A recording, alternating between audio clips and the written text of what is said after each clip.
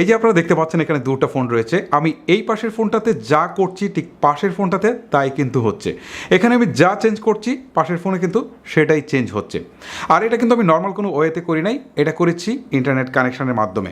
এটা পৃথিবীর যে কোনো প্রান্ত থেকেই কিন্তু খুব ইজিলি করা যায়।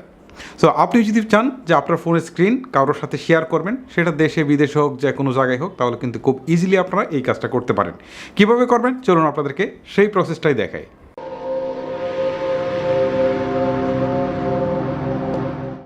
এই যে আপনারা আমার হাতে দুটো ফোন দেখতে পাচ্ছেন, এই দুইটা ফোনের মধ্যে আমি দুইটা অ্যাপস ইনস্টল করব।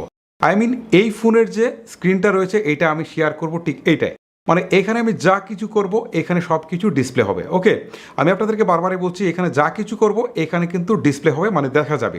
সো আমি এটাতে প্রথমে একটা অ্যাপস ইনস্টল করছি, এটাতে পরে করব, এটাকে রেখে দিচ্ছি। আমি চলে যাচ্ছি গুগল প্লে স্টোরে।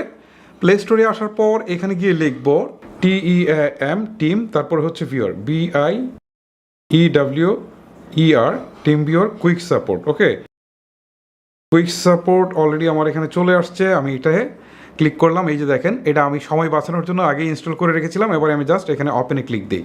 ওপেনে ক্লিক দেওয়ার পর এখানে দেখেন ইউর আইডি, এটা ব্ল্যাঙ্ক রয়েছে, কিছুক্ষণের মধ্যে আমার আইডিটা এখানে শো করবে। দেখতে পাচ্ছেন আমার আইডিটা এখানে শো করেছে। ওকে, এখন এইটার কাজ কিন্তু শেষ, আমি এটা রেখে দিলাম। এখন এই ফোনটাতে আমার একটু কাজ করতে হবে। আমি এইটার প্লে স্টোরে চলে যাই। প্লে স্টোরে আসার পর এখানে লিখব টিম ভিউয়ার। ওকে, VIEWER টিম ভিউয়ার লিখে এখানে সার্চ করলাম। এখানে কিন্তু টিম ভিউয়ার কুইক সাপোর্ট না, এটাতে হচ্ছে টিম ভিউয়ার কুইক সাপোর্ট, আর এটাতে হচ্ছে শুধুমাত্র টিম ভিউয়ার। ঠিক আছে, রিমোট কন্ট্রোল, এটাতে টিম ভিউয়ার রিমোট কন্ট্রোল। ভালো করে বলছি, টিম ভিউয়ার রিমোট কন্ট্রোল। আমি সময় বাঁচানোর জন্য আগে ইনস্টল করে রেখেছিলাম, জাস্ট আমি ওপেনে ক্লিক করছি।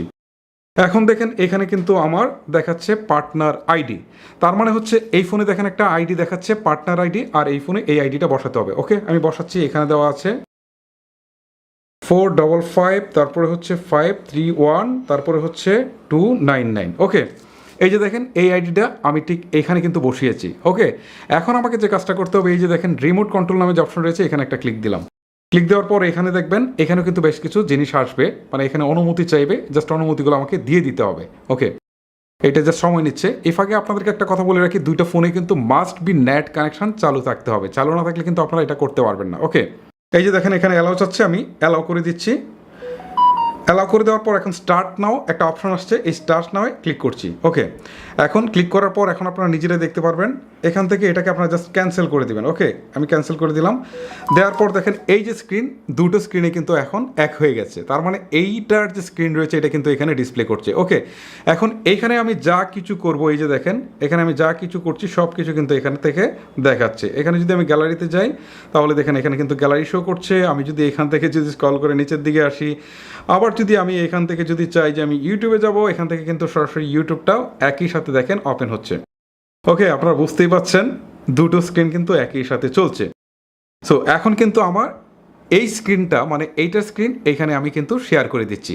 সো গাইজ, এভাবে কিন্তু আপনারা এই ফোনের স্ক্রিন এটাতে শেয়ার করতে পারেন। এখন অনেকে হয়তো একটা প্রশ্ন করবেন যে এইভাবে স্ক্রিন শেয়ার না এক্স্যাক্টলি কন্ট্রোল নেওয়া যায় কিনা। আমি চেষ্টা করেছিলাম, কোনো অ্যাপস খুঁজে পাইনি, ট্রাস্টেবল কোনো অ্যাপস খুঁজে পাইনি। আমার কাছে মনে হয়েছে যে এই স্ক্রিন শেয়ার ছাড়া আপাতত আর কোনো কিছু নেই। যদিও আমরা কম্পিউটারে আসলে সম্পূর্ণ কন্ট্রোল নিতে পারি, বাট স্মার্টফোনে এখন পর্যন্ত সেই ব্যবস্থাটা আসেনি। যদি আসে তাহলে অবশ্যই আমি আপনাদের সাথে শেয়ার করব। গাইস, ভিডিওটি যদি আপনাদের ভালো লেগে থাকে তাহলে অবশ্যই ভিডিওটি আপনার ফেসবুকের টাইমলাইনে শেয়ার করে দিতে ভুলবেন না। আজকের মতো আমি হিমেল বিদায় নিচ্ছি। আল্লাহ হাফেজ।